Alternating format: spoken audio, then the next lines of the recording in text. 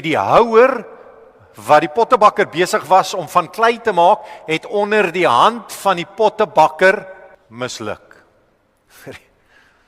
Kan ons dit weer lees? Hy sê die houer wat hy besig was om van klei te maak, het onder die hand van die pottebakker misluk. Maak nie saak in watse vertaling jy lees nie.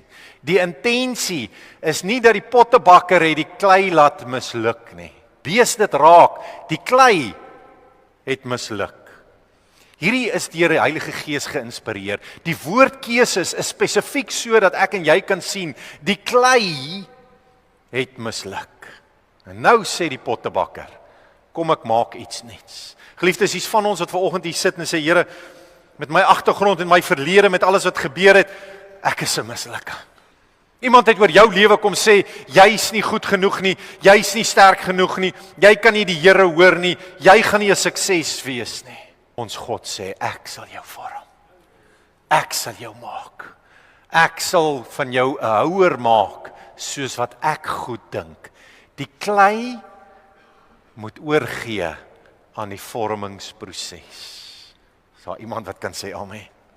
Prys die Here, wat 'n wonderlike gedeelte. Hierdie gedurende veranderingsproses gebeur in ons lewens en jy is in 'n gedurende proses van verandering.